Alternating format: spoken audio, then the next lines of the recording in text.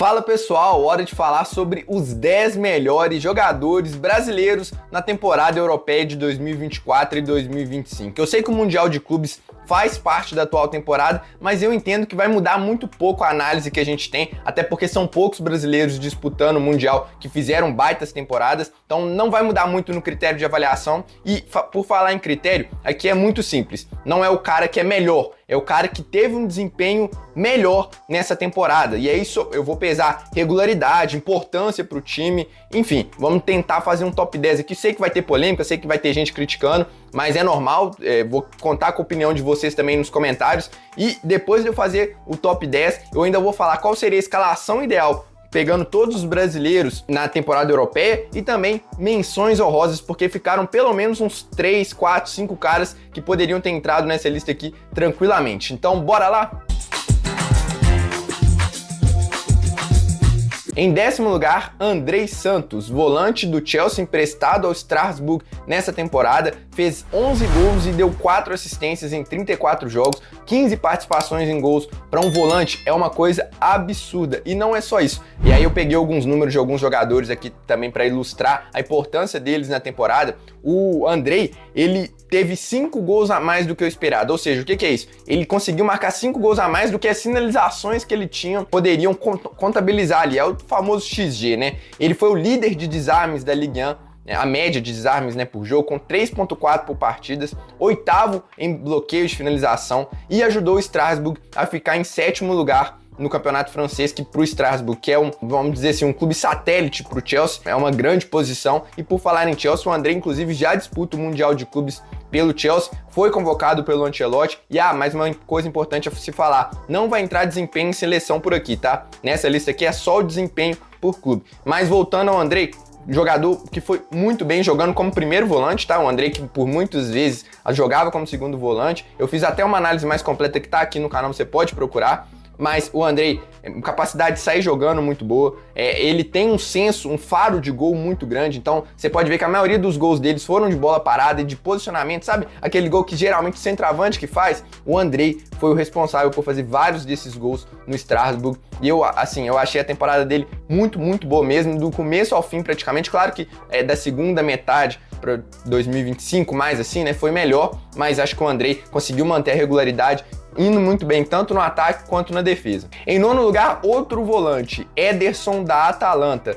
5 gols e 1 assistência em 49 jogos, ajudou o Atalanta a ficar em 3º lugar na Série A italiana, e na Champions League o time teve um desempenho muito abaixo, né? Foi eliminado pelo Bruges nos playoffs. Mas de toda forma o Ederson durante toda a temporada me impressionou demais. Foi uma pena que ele não tenha tido mais convocações e mais oportunidades com a camisa da seleção brasileira. É um cara de muita força física, mas que entrega também em termos de qualidade com bola, tem uma boa finalização, fez um golaço contra o Barcelona, por exemplo. É um jogador que te entrega tanto defensivamente quanto ofensivamente, assim como o Andrei também é um jogador que a gente precisa estar de olho, porque, assim, de verdade, acho que briga até para ser titular da seleção brasileira, ali junto com o Bruno, com o Gerson, depende muito da característica que o Ancelotti vai querer para esse segundo ou terceiro meio-campista na seleção brasileira. Mas o Ederson conseguiu entregar, eu faço muito essa comparação, ele consegue entregar, talvez em um pouco menos de intensidade, aquilo que o João Gomes faz defensivamente, com muitas roubadas de bola, muita força física, mas o Ederson tem mais qualidade para ser jogando e mais qualidade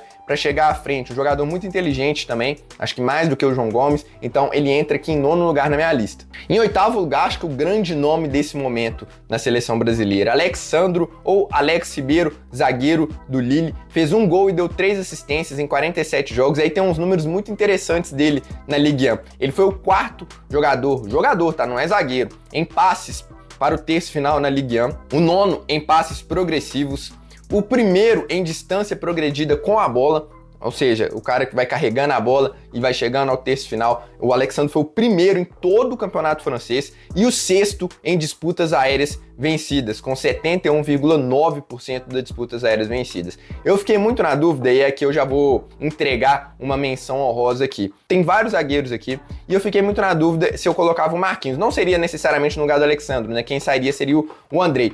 Mas aí eu já acho que cabe a comparação, porque o Marquinhos, ele foi uma peça muito importante coletivamente pro PSG, falhou pouquíssimo, mas você não lembra assim de grandes atuações do Marquinhos. Eu acho que ele foi uma peça da engrenagem importante. Quem acompanha aqui o canal sabe que eu não tenho nada, absolutamente nada contra o Marquinhos. Acho que a titularidade dele na seleção é merecida. Aqui eu tô falando de uma temporada só. E eu entendo que o Alex Sandro não. O Alex Sandro ele teve grandes jogos, mas assim, grandes, jogando por um time mais fraco e fazendo partidas muito relevantes contra o Real Madrid, por exemplo. Tanto é que nesse jogo o Ancelotti conheceu o Alex Sandro e aí depois ele vem pra seleção e joga muito também, mas como eu disse, não tá entrando nesse quesito aqui. Mas cara, é impressionante como um zagueiro consegue ter esses números com a bola e sem a bola também, né? A gente viu aqui, por exemplo, o sexto em disputas aéreas, é um cara que marca muito bem o pivô adversário, sabe sair jogando com muita tranquilidade, foi um dos grandes destaques e tá muito pronto para dar o próximo passo aí, ser ele, tanto ele quanto o Ederson, né? E o próximo nome também podem ser contratados por grandes europeus aí tranquilamente. Em sétimo lugar, Murilo, do Nottingham Forest. Pô, Samuel, mas o Murilo na frente do Alex Sandro? Sim, porque eu acho que é uma coisa que é importante a gente considerar nessa lista aqui. É a temporada toda. Muitos nomes aqui vocês vão talvez estranhar ou achar que estão muito alto, mas é porque é a temporada toda. E aí pegando todo esse período, o Murilo, ao meu ver, foi melhor, disputando uma liga mais competitiva, sendo ainda mais decisivo para o Nottingham, jogo após jogo, salvando o Nottingham. E aí alguns números aqui do Murilo. O Murilo fez 3 gols em 39 jogos, ele foi o primeiro em cortes por jogo na Premier League, o segundo em bloqueio e finalização também na Premier League. Foram números, assim, excelentes do Murilo, e não só números, né? É impressionante a capacidade que ele tem de defender a área e o gol. Esse número aqui de bloqueio, é só você assistir o jogo para ver a quantidade de vezes que o Murilo consegue travar a finalização adversária. E aí também tem boa saída de bola, consegue fazer muitos lançamentos longos, ele consegue carregar também muito bem a bola, assim como o Alex Sandro. O Murilo esteve no papo ali de melhores zagueiros da Premier League durante todo o primeiro turno. Verdade, caiu um pouco de nível, assim como todo o time do Nottingham na segunda parte do campeonato, mas ainda assim eu acho que a temporada dele foi melhor que do Alex Sandro. Acho que aqui vai pesar muito também, como eu disse, a última visão que a gente tem de cada jogador. O Murilo foi muito mal na seleção, enquanto o Alex Ribeiro foi muito bem. Mas pesando só por time e todo o período, eu acho sim que a temporada do Murilo foi melhor. Ainda na Premier League, nosso sexto colocado é o goleiro Alisson, do Liverpool. 35 jogos e apenas 33 gols sofridos. Ele foi o terceiro goleiro que menos concedeu gols por jogo na Premier League e o oitavo com maior percentual de defesas, com 72%. E aí o primeiro colocado foi o Robert Sanchez, que teve 76,4%. Obviamente isso aqui não é um número para a gente cravar, pô, foi bem, foi mal, mas acho que é um número relevante aqui, 72% de bolas defendidas, né? Que é uma métrica que a gente tem para avaliar o goleiro. Mas não é só isso, né? Para quem acompanhou o Liverpool desse ano, a gente sabe a importância que o Alisson teve em diversos jogos para o Liverpool manter essa baixíssima média de gols sofridos e, além disso, tem atuações espetaculares, principalmente na Champions, e aí eu vou citar aqui os 2 jogos contra o PSG. No jogo de ida das oitavas da Champions League, o Liverpool ganha por 1-0 e muito por causa do Alisson. O Alisson, ele, naquele jogo lá no Parque dos Príncipes, ele fez a atuação com mais defesas em um único jogo de mata-mata na Champions League, com 9, ao lado de outros nomes, não vou lembrar aqui quais, mas assim, e não foi só na Champions, né? Na Premier League também a gente teve grandes atuações do Alisson, pouquíssimos gols que ele sofreu foram falhas dele. Não lembro assim de cabeça de alguma falha muito grande do Alisson. Deve ter tido, claro, todo goleiro em um gol ou outro vai falhar, você vai falar que ele poderia ter ido melhor, mas eu acho que a temporada do Alisson foi muito boa e fiquei até na dúvida se eu não colocava ele no top 5. Mas antes de chegar ao top 5, se você está curtindo esse vídeo, deixe seu like, que é muito importante para o YouTube entregar esse vídeo para mais pessoas. E se você é novo por aqui, fica o convite para se inscrever para receber mais conteúdo sobre a seleção brasileira, análises, histórias, estatísticas, entre outros temas. Em quinto lugar, eu coloco o Bruno Guimarães, volante do Newcastle. Eu sei que muitos aqui é a mesma coisa do Murilo, né? Aí tem uma impressão um pouco ruim do Bruno Guimarães, mas se você pegar as atuações dele pelo Newcastle, não dá para o Bruno ficar de fora, pelo menos aqui do top 6, top 7. Ele teve 5 gols e deu 8 assistências em 47 jogos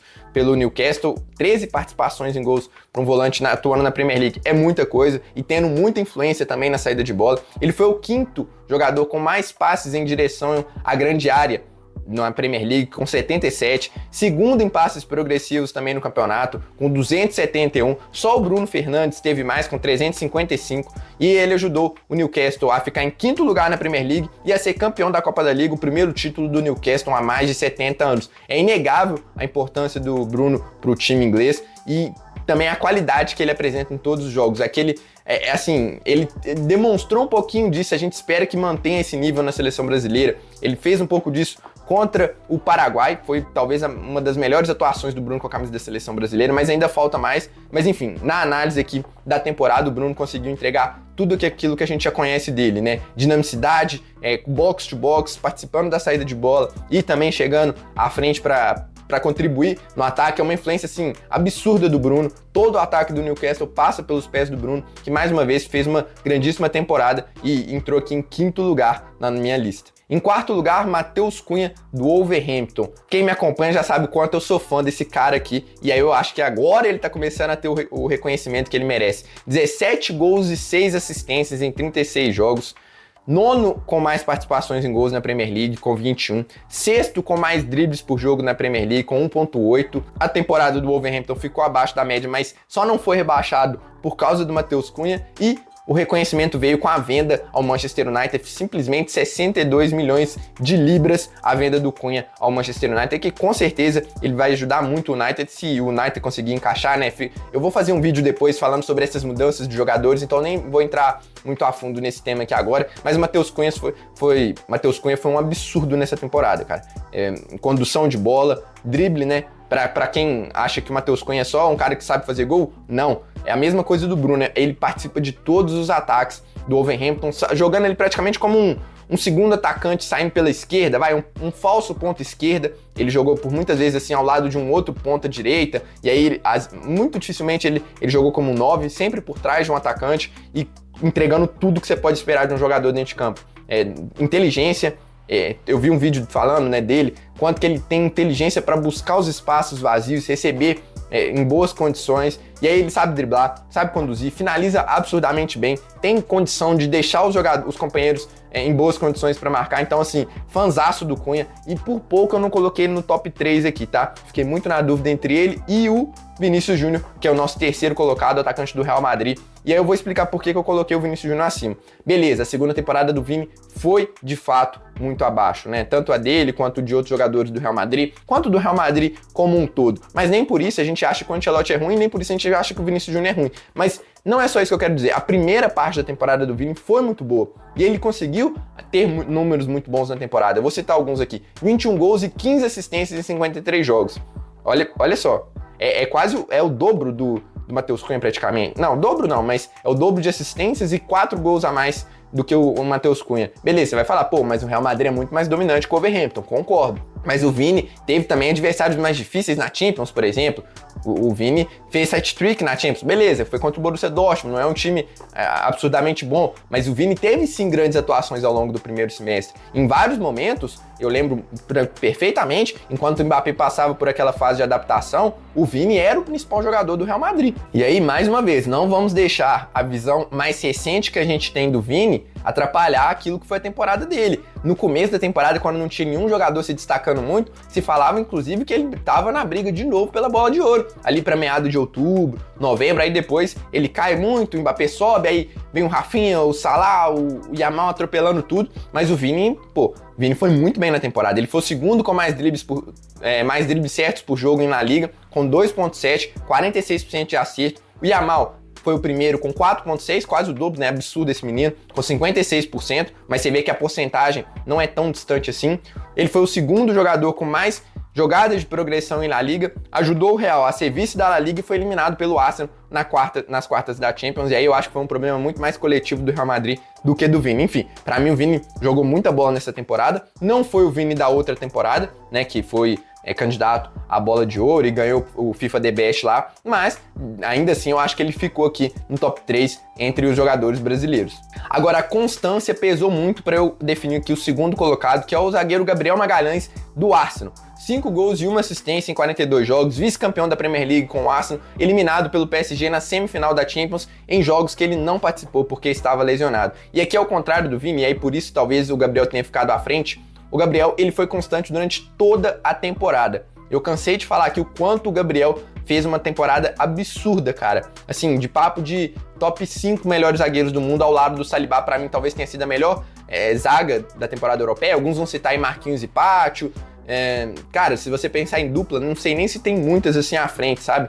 no Real Madrid não teve, no Liverpool, beleza, a dupla do Liverpool foi boa, né? Van Dijk e Konaté, mas enfim, acho que o Gabriel aqui, ele entregou muito mesmo, assim, grandíssimas atuações, tanto em participações em gols, que para um zagueiro é muito 5 gols, porque o Arsenal tem uma jogada aérea que busca o Gabriel a todo momento, mas também defensivamente, assim, principalmente defensivamente. Talvez ele não tenha uma capacidade de sair jogando tão grande quanto a do Alex Sandro, por exemplo, e eu acho que isso vai pesar em uma disputa, e aí é até curioso também, né? São 3 zagueiros canhotos nessa lista aqui que eu fiz, mas de fato acho que todos jogaram muito bem, está muito bem servido como zagueiro, ainda tem o Beraldo, que entrou na última convocação do Ancelotti, mas o Gabriel, ele consegue, defensivamente para mim, ele ainda é o melhor de todos esses aqui, principalmente na bola aérea. Eu acho que a bola aérea dele é absurda, mas conseguindo proteger, correndo para trás, sabe? Ele tem uma noção de espaço muito, muito boa mesmo. Acho que o Gabriel não tem como ficar, no mínimo top 3 aqui, tá, o Gabriel.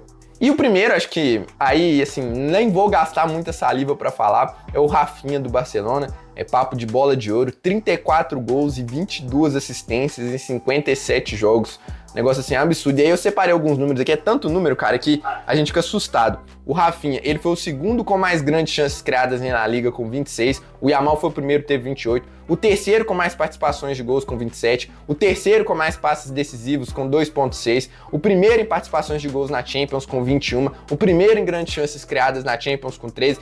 Ajudou o Barcelona a ser campeão da La Liga e foi eliminado pela Inter de Milão na semifinal da Champions, não por culpa dele, né? Porque o Rafinha jogou muito, acho que, assim, a única posição que eu tenho certeza absoluta aqui que ninguém mudaria é o Rafinha em primeiro colocado, porque é indiscutível que ele foi o melhor brasileiro.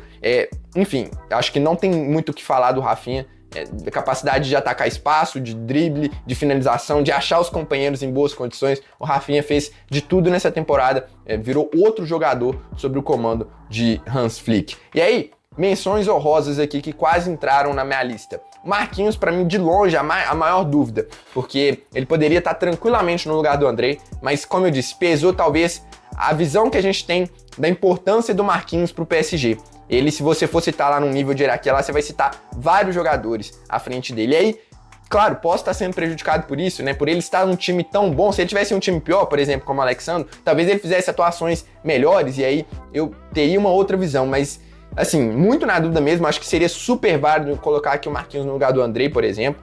O Rodrigo, do Real Madrid, acho que alguns podem citar aí, caiu demais na segunda parte da temporada, foi reserva em alguns momentos. Assim, a primeira parte dele foi até boa, se fosse só pela primeira, talvez ele entraria, mas eu acho que ele caiu demais. O Igor Paixão poderia ter entrado tranquilamente também no lugar do Andrei, fez uma temporadaça, assim, sendo um dos grandes destaques do Feyenoord lá no campeonato holandês. O Savinho virou reserva no final da temporada, então isso pesou muito, e também não acho que ele tenha tido, assim, atuações absurdas para entrar nesse top 10, e o Antony teve um impacto muito grande, mas somente no segundo semestre, né? E aí pesando regularidade, pesando tudo, eu não posso ignorar que no primeiro ele não jogou. Então foi um recorte menor pro Antony. Se você pesar só a bola jogada, o auge de cada um, aí o Rodrigo vai entrar, talvez o Igor vai entrar, o Antony vai entrar, mas eu pesei muito aqui regularidade e aquilo que os caras conseguiram entregar ao longo de toda a temporada. E aí, se a gente fosse fazer a escalação ideal da seleção brasileira, somente com jogadores que atuam na Europa, seria essa aqui: Alisson no gol, Wanderson na lateral direita, Alexandro, Gabriel Magalhães e Murilo, um improviso aqui do Murilo na lateral esquerda, no meio de campo com Andrei, Ederson e Bruno Guimarães, e no ataque Antony ou Savinho ou Igor Paixão ao lado de Rafinha e Vinícius Júnior. Claro que eu quero saber a opinião de vocês, não sou o dono da razão, eu me desafiei a fazer esse top 10, que é muito difícil. Se você for fazer, você vai ter um pouco de noção quanto é difícil fazer essa lista, porque você está comparando jogadores de posições diferentes, de contextos diferentes, de ligas diferentes, mas foi mais uma brincadeira aqui. Eu acho que o importante não é nem a posição de cada jogador, é o top 10 como um todo, porque o top 10 em si eu tenho pouquíssimas dúvidas. Eu acho que esses 10 com certeza estão entre os 15 melhores, né, ao lado desses outros 5 aqui que eu citei. Não acho que foge muito disso, só se eu estiver esquecendo algum nome assim que realmente fugiu do radar completamente. Tem o Gabriel Sara, mas assim, também acho que um nível um pouco abaixo desses que eu citei. Mas claro, eu quero saber sua opinião, monte seu ranking aí, qual nome você discorda, qual nome você mudaria. E para você que tá aqui no canal, eu recomendo aqui o vídeo do Alisson. Falei muito aqui do Alisson, eu fiz um vídeo aqui, tô deixando aqui na indicação para você entender por que as críticas ao Alisson, para você que ainda não gosta do Alisson. por que as críticas a ele são injustas. Clica aqui e continue acompanhando aqui no canal. Eu fico por aqui, um abraço e até a próxima.